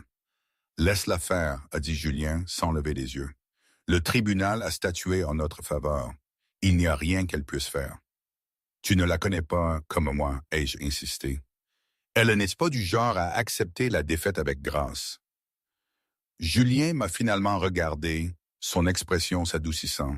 « Je sais que tu t'inquiètes, mais nous avons la garde légale, Marie. Les enfants sont en sécurité. Nous sommes en sécurité. » J'ai voulu le croire, moi, mais le sentiment de malaise persistait. Le lendemain était le rendez-vous de Clara avec le spécialiste à Manhattan. Julien a insisté pour nous conduire lui-même, rejetant mes protestations. « C'est ma fille aussi, » a-t-il dit fermement. « Je devrais être là. » Le rendez-vous était épuisant. Le docteur Chen, une pneumologue pédiatrique de renommée mondiale, a effectué une batterie de tests tandis que Clara s'asseyait courageusement sur la chaise d'examen, ne me serrant la main qu'occasionnellement quand quelque chose lui faisait mal. Après 3 heures, le docteur Chen nous a appelés dans son bureau. L'état de Clara est plus grave que je ne l'avais initialement pensé, a-t-elle dit sans préambule. L'asthme est compliqué par une anomalie structurelle dans ses poumons. Elle aura besoin d'une intervention chirurgicale bientôt. J'ai senti le monde basculer. Dans combien de temps? Dans le mois à venir. Plus nous attendons, plus il y a de risques de dommages permanents. Quel est le taux de réussite? A demandé Julien, sa voix tendue. 85%, a dit le docteur Chen, mais je ne vous mentirai pas. C'est une procédure complexe. Il y a des risques. Quel genre de risques? Ai-je chuchoté. L'expression du docteur Chen était compatissante mais honnête. Complications liées à l'anesthésie, infection, saignement. Dans de rares cas, nous pourrions la perdre sur la table. J'ai émis un son comme si j'avais été frappé. La main de Julien a trouvé la mienne, me serrant fort. Mais sans la chirurgie, a demandé Julien, sa qualité de vie continuera de décliner. Finalement, ses poumons lâcheront. Ce n'était plus un choix. Planifiez-la, ai-je dit, ma voix tremblante. Dès que possible. Le retour en voiture au Connecticut s'est fait en silence. Clara s'était endormie dans son siège auto, épuisée par le rendez-vous. Je regardais par la fenêtre, mon esprit parcouru de terribles possibilités. « Elle va s'en sortir », a dit Julien doucement. « Elle est forte comme sa mère. » Et si elle ne l'est pas? Ma voix s'est brisée. « Julien, et si quelque chose tourne mal? Et si je la pèse? »« Tu ne la perdras pas, » a dit Julien férocement. « Nous ne la perdrons pas. C'est une battante, Marie, et elle a les meilleurs médecins, les meilleurs soins. Nous allons traverser ça. J'ai voulu le croire, mais la peur était écrasante. En arrivant à la maison, Pierre nous a rencontrés à la porte, son visage sombre. « Il y a quelqu'un qui vous attend », a-t-il dit à Julien. « Dans ton bureau. C'est urgent. » Julien a froncé les sourcils. « Qui ?» « Le détective Morrison de la police d'État. » Mon estomac s'est serré. « La police? Pourquoi? »« Je ne sais pas, » a dit Pierre. « Mais il est là depuis 20 minutes et il a l'air sérieux. » Julien a tendu Clara endormie à Anne et m'a fait signe de le suivre. Nous avons trouvé le détective Morrison, un homme grisonnant en costume froissé, examinant les livres sur les étagères de Julien. « Détective, » a dit Julien, « de quoi s'agit-il? » Morrison s'est retourné, son expression grave. « Monsieur Thorne, Mademoiselle Wilson, merci de me recevoir. Je crains d'avoir quelques questions concernant Mademoiselle Sophie Winters. »« À propos d'elle, ai-je demandé, las, quand l'un de vous l'a-t-il vue pour la dernière fois? » Julien et moi avons échangé un regard. « Il y a 2 semaines, » a dit Julien, « lors de l'audience de garde. »« Pourquoi? » Morrison a sorti un petit carnet. « Mademoiselle Winters a été signalée disparue il y a 3 jours par son assistante. Son appartement n'a pas été touché. Ses cartes de crédit n'ont pas été utilisées et son téléphone tombe directement sur la messagerie vocale. Compte tenu de ses récents problèmes juridiques et de son état émotionnel, nous traitons cela comme une situation de crise potentielle. Vous pensez qu'elle s'est fait du mal? Ai-je demandé, choqué malgré tout. Nous n'excluons rien, mais je dois demander, l'un de vous a-t-il eu un contact avec elle après l'audience? Des menaces, des disputes, des confrontations? Non, a dit Julien fermement. Je ne lui ai pas parlé depuis l'audience et elle a quitté le domaine seule. Personne ne l'a forcée à partir, Mademoiselle Wilson. Je ne l'ai pas vue ni parlé du tout, ai-je dit. Détective, je sais que Sophie et moi avons un passé, mais je ne lui souhaiterais aucun mal malgré tout. Morrison a pris des notes. Je dois demander, où étiez-vous tous les deux il y a 3 nuits? Il y a 3 nuits, j'ai réfléchi. J'étais ici, je couchais les enfants. Anne et Pierre peuvent le confirmer. Et a dit Julien, j'étais en ville, réunion du conseil qui a duré tard. Je suis resté à mon appartement de Manhattan. Je peux fournir les noms des membres du conseil qui étaient là. Morrison a hoché la tête, prenant plus de notes. J'aurais besoin de ces noms, et si l'un de vous a des nouvelles de Mademoiselle Winters, Contactez-moi immédiatement. Il nous a tendu une carte à chacun. C'est une situation délicate et Mademoiselle Winters n'a pas de famille dont parler. Ses amis disent qu'elle est de plus en plus erratique depuis la décision de garde. Nous voulons juste nous assurer qu'elle est en sécurité. Après le départ de Morrison, je me suis effondré sur une chaise, la tête dans les mains. C'est ma faute, ai-je dit.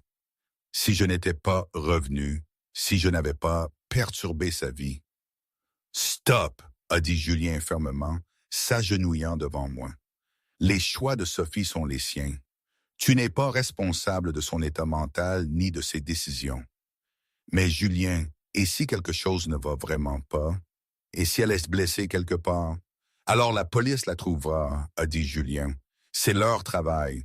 Notre travail est de nous concentrer sur notre famille, sur l'opération de Clara, sur les garçons, sur nous. J'ai hoché la tête, mais la culpabilité me rongeait. Je ne pouvais m'empêcher de penser à elle, à cette femme que j'avais, d'une certaine manière, dépossédée de ce qu'elle croyait être sa vie. Même si elle n'avait été qu'une façade pour Julien, pour elle, c'était réel.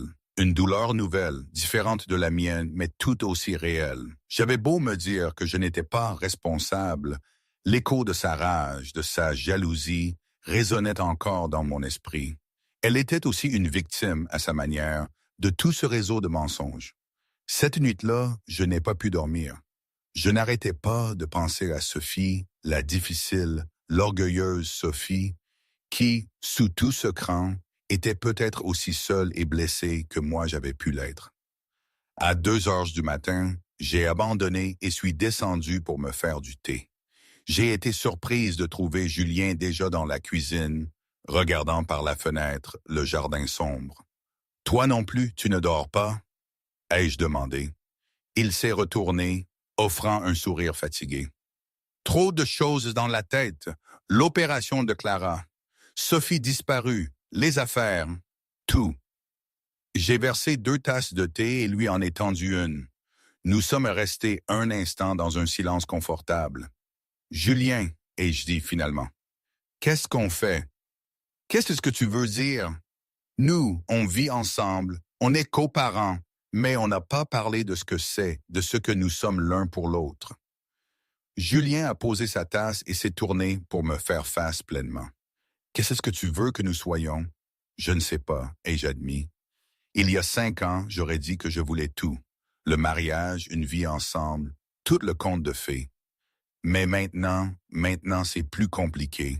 Nous avons les enfants à considérer, leur stabilité, leur bonheur. »« Et ton bonheur? » a demandé Julien doucement. « Et le mien? » »« Je ne sais pas si je sais comment être heureuse, avouai-je. J'ai passé 5 ans à survivre, à traverser chaque jour. Je ne sais pas comment faire plus que ça. » Julien a tendu la main, repoussant d'une mèche de cheveux derrière mon oreille. « Alors laisse-moi te montrer, laisse-moi te rappeler ce que ça fait d'être aimée, d'être chérie, d'être plus qu'une simple survivante. » Julien, il m'a embrassé, coupant mes protestations. C'était différent de notre baiser désespéré d'il y a 2 semaines. Celui-ci était plus lent, plus profond, plein de promesses et de patience. Quand nous nous sommes séparés, je pleurais. « J'ai peur, » ai-je chuchoté. « J'ai peur de perdre Clara. J'ai peur de tout gâcher encore avec toi. J'ai peur de tout. » « Alors aie peur avec moi, » a dit Julien me serrant contre lui. « Nous aurons peur ensemble, mais nous serons aussi courageux ensemble. Nous affronterons tout ce qui vient, l'opération de Clara, la disparition de Sophie, notre avenir ensemble en équipe. » J'ai enfoui mon visage dans sa poitrine, me laissant serrer, me laissant, juste un instant, croire que tout pourrait réellement aller bien. Mais au fond de moi, je savais que l'univers était un endroit chaotique, imprévisible.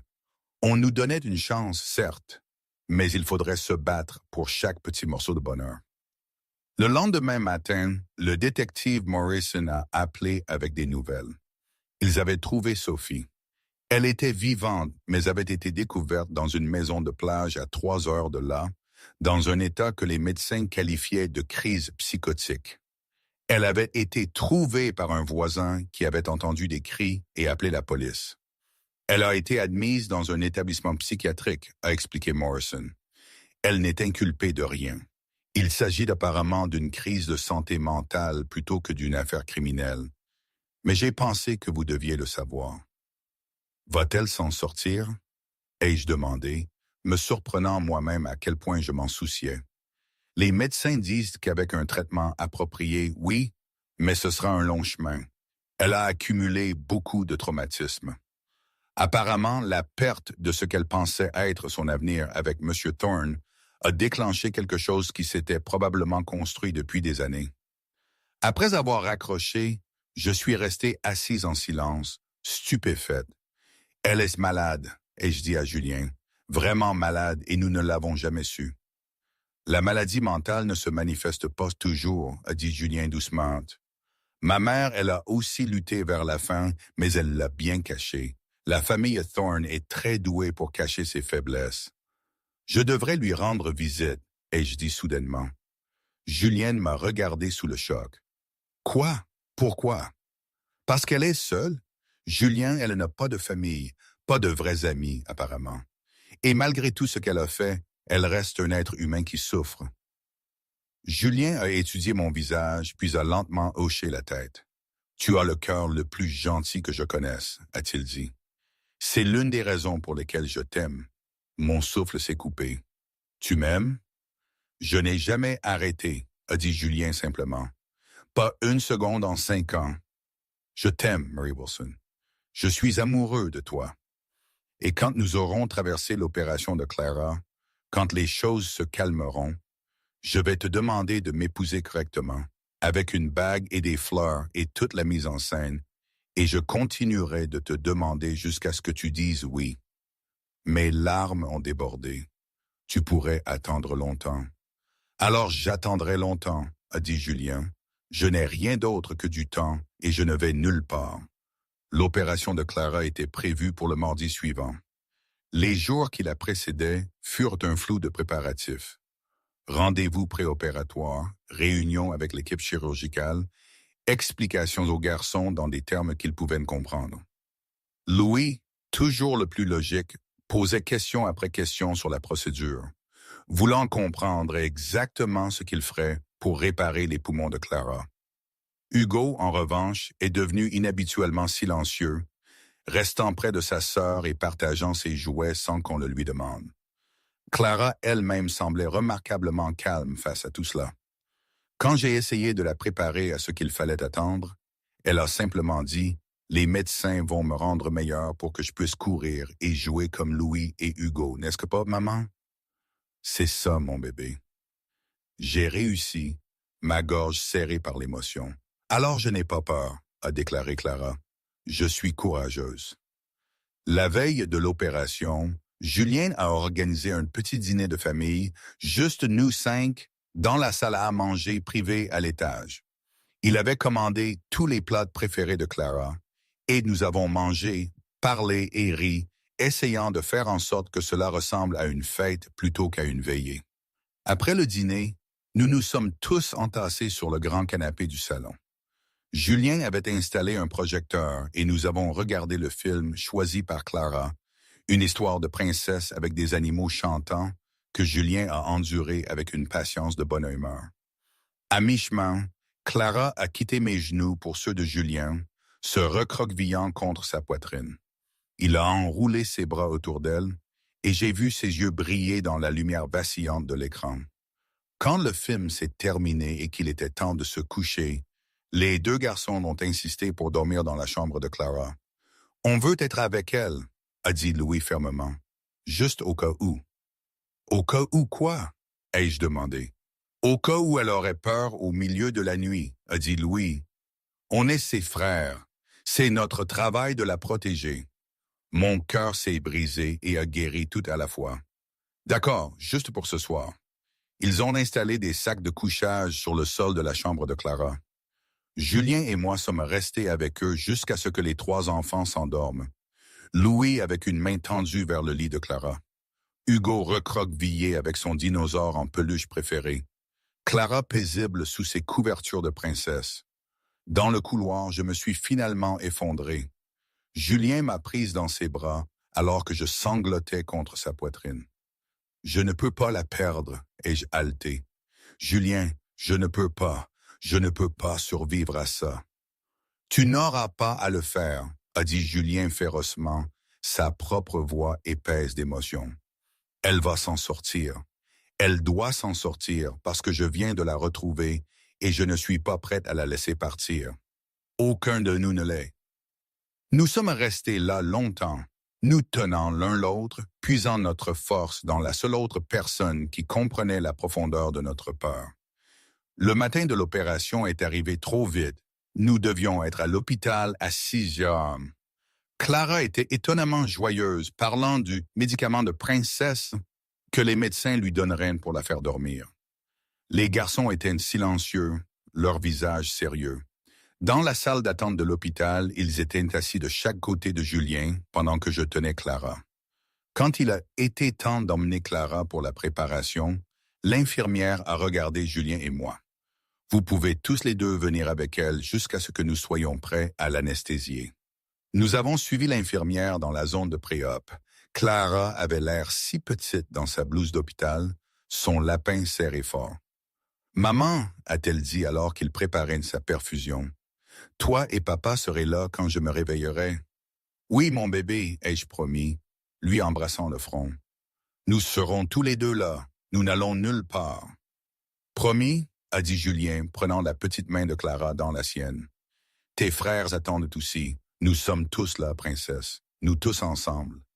Quand l'anesthésiste a commencé à administrer le médicament, les yeux de Clara sont devenus lourds. Je t'aime, maman, a-t-elle murmuré. Je t'aime, papa. C'était la première fois qu'elle appelait Julien papa, sans aucune incitation ni hésitation. La contenance de Julien a craqué, des larmes coulant sur son visage. Cette petite, qui allait peut-être ne pas se réveiller, s'était assurée que son père sache qu'elle l'aimait. Pas d'hésitation, pas de demande, juste une acceptation pure. Et Julien, debout là, regardant sa fille faire face à une opération, entendant papa pour la première fois, se brisant parce qu'il l'avait presque perdu avant de l'avoir vraiment trouvé. « Je t'aime aussi, Clara », a-t-il réussi. « Sois courageuse là-dedans, d'accord? Et quand tu te réveilleras, nous irons tous manger des glaces autant que tu voudras. » Clara a souri alors que ses yeux se fermaient en papillonnant. « D'accord, papa. » Une infirmière nous a doucement poussés vers la sortie.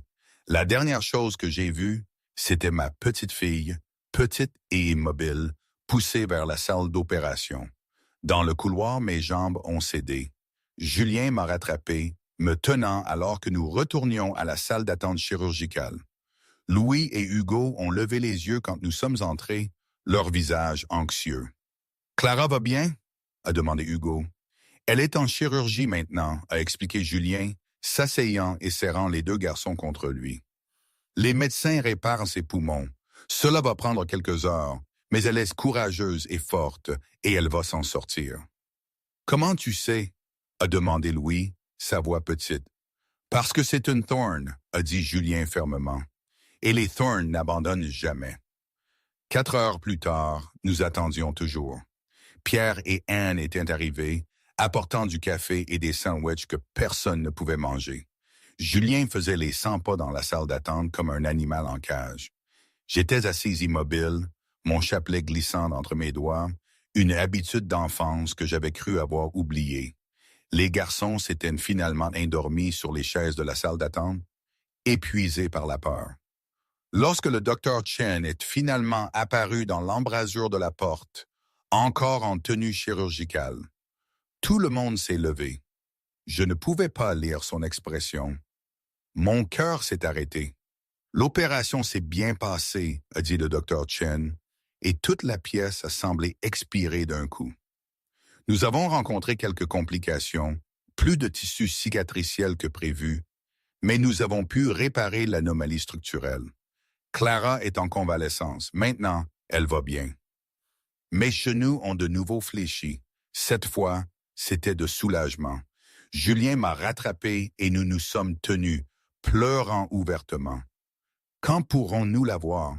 A demandé Julien. Elle sera en convalescence pendant encore 1 heure. Ensuite, nous la déplacerons à l'UCIP pédiatrique. Vous pourrez la voir à ce moment-là. Mais je dois vous prévenir, elle aura l'air mal en point pendant quelques jours. Beaucoup de tubes et de fils. Cela peut être effrayant. Nous pouvons gérer, ai-je dit, retrouvant ma voix. Tant qu'elle est en vie, tant qu'elle va s'en sortir. Le docteur Chen a souri. Elle va être plus que bien. Donnez-lui quelques mois pour guérir complètement, et elle courra et jouera comme n'importe quel autre enfant de son âge.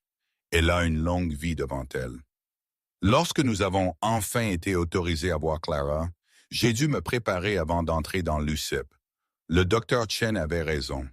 Clara avait l'air minuscule et fragile, entourée de machines qui bipaient, de tubes dans le nez et la gorge, des perfusions dans les 2 bras, mais elle respirait. Sa poitrine se soulevait et s'abaissait régulièrement. Je me suis approché du lit et j'ai pris la petite main de Clara. « Salut, mon bébé », ai-je chuchoté. « Maman est là, papa est là, tu as été si forte, tellement forte. » Julien se tenait de l'autre côté du lit, une main sur le bras de Clara, l'autre sur mon épaule. « Bon retour, princesse », a-t-il dit doucement. « Tu nous as fait peur, mais tu as réussi.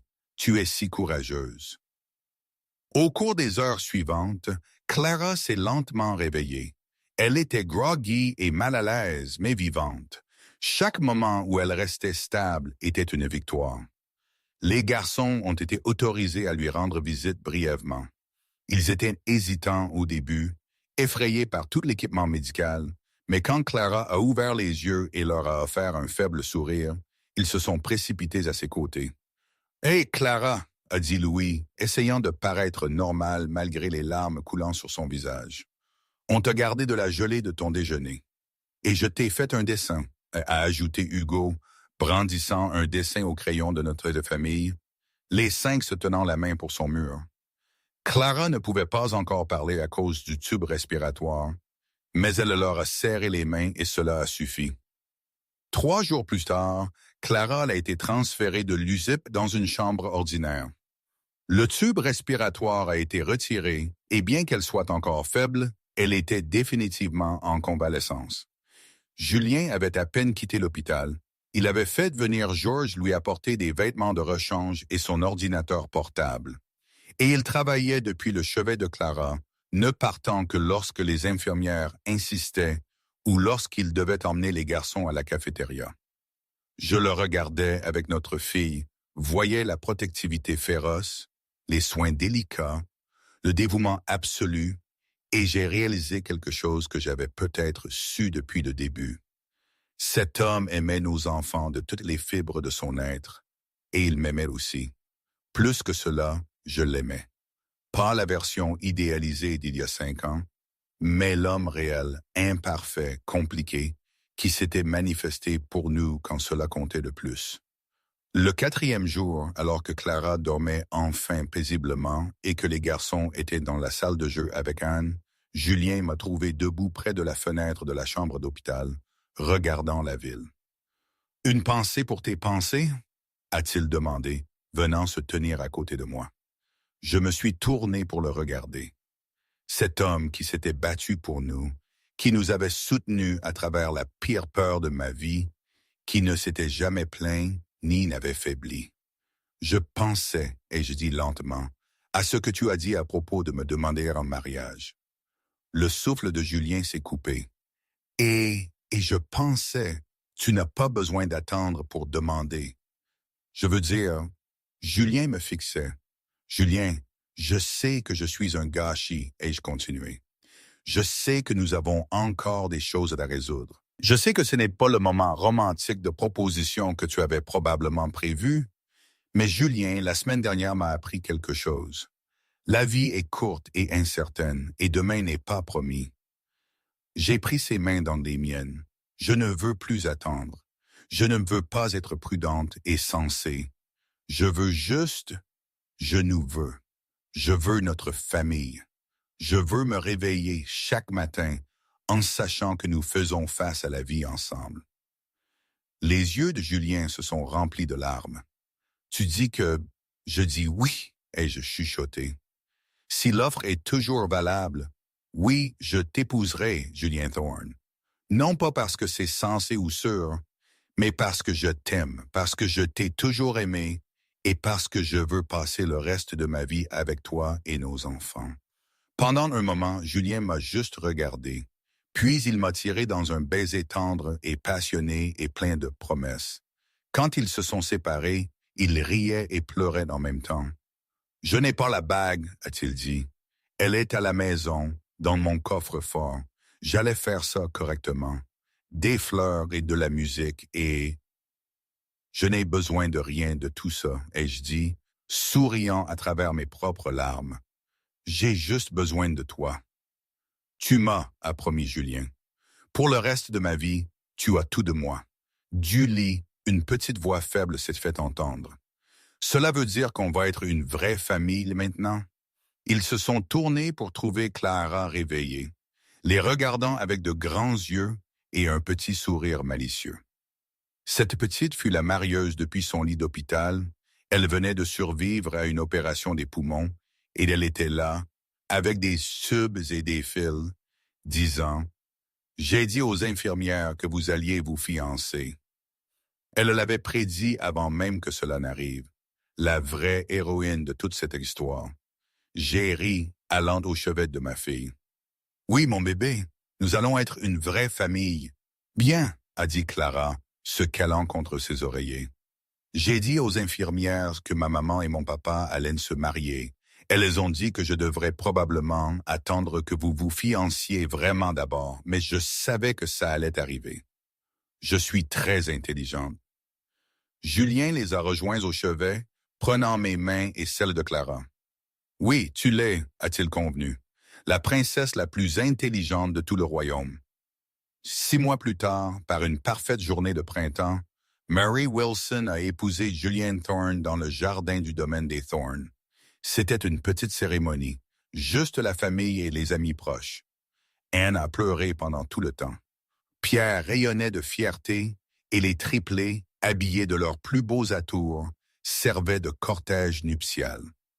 Louis était le porteur d'anneaux, prenant son rôle avec le plus grand sérieux. Hugo était censé disperser des pétales de fleurs, mais a fini par les jeter avec enthousiasme sur les invités à la place. Et Clara, en pleine forme, vibrante, courant et jouant comme n'importe quel enfant de 5 ans, était la fillette de fleurs, son panier débordant de roses blanches. Alors que je marchais dans l'allée au bras de Pierre, j'ai regardé Julien, qui m'attendait à l'hôtel. Ses yeux brillaient de larmes et son sourire était si rempli d'amour qu'il me coupa le souffle. Nous avions traversé l'enfer pour arriver ici. Séparation, tromperie, peur, perte. Mais nous avions aussi trouvé quelque chose de précieux dans l'épave. La vérité, le pardon et un amour qui était plus fort pour avoir été mis à l'épreuve. Quand l'officiant a demandé si quelqu'un s'opposait au mariage, le seul bruit fut Hugo chuchotant fort. Qui serait assez bête pour s'opposer? Ce qui a provoqué un rire général. Les vœux de Julien étaient simples. Marie, toi et nos enfants êtes mon monde entier. Je promets de t'aimer, de te soutenir et d'être là pour toi chaque jour. Plus de moments manqués, plus de temps perdu. Désormais, nous affronterons tout ensemble. Mes vœux étaient tout aussi directs. Julien, il y a 5 ans, je pensais t'avoir perdu pour toujours. Aujourd'hui, je te choisis. Je te choisis chaque jour. Je choisis notre famille. Je choisis cette vie que nous construisons. Et je promets de ne jamais cesser de te choisir, quoi qu'il arrive. Quand nous nous sommes embrassés, les enfants ont applaudi. Hugo le plus fort, Clara frappant des mains de joie, et Louis affichant ce petit sourire satisfait qui signifiait qu'il avait toujours su que cela arriverait. À la réception, Julien m'a entraîné sur la piste de danse.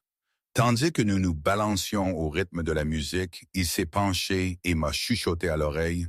« Merci. » « Pourquoi ?» ai-je demandé. « Pour être revenu, pour m'avoir donné une seconde chance, pour ces enfants incroyables, pour tout. » J'ai souri, posant ma tête sur son épaule. Nous nous sommes donné une seconde chance et regarde où ça nous a menés. J'ai regardé notre famille, Anne dansant avec Pierre, les enfants courant dans le jardin avec d'autres enfants du quartier, tout le monde riant et heureux. Oui, a dit Julien suivant mon regard. Regarde où ça nous a menés. Alors que le soleil se couchait sur le domaine des Thorns, peignant le ciel de nuances d'or et de rose, je, Mary Wilson, désormais Mary Thorne, ai réalisé que les contes de fées existaient bel et bien. Mais ils prenaient parfois le long chemin pour arriver à leur « ils vécurent heureux pour toujours ». Et aujourd'hui, je ne sais pas. Parfois, je pense que c'était la meilleure chose qui pouvait m'arriver. Parfois, je pense que j'ai fait une erreur, qu'on aurait dû ne jamais se revoir. C'est sûrement un mélange des deux, comme souvent. La vie n'est pas nette, elle n'est pas toute blanche ou toute noire. Rien n'est parfait. Mais c'est la nôtre. C'est ce que nous avons bâti jour après jour avec nos peurs, nos rires, nos larmes. Et ça, c'est quelque chose d'infiniment précieux.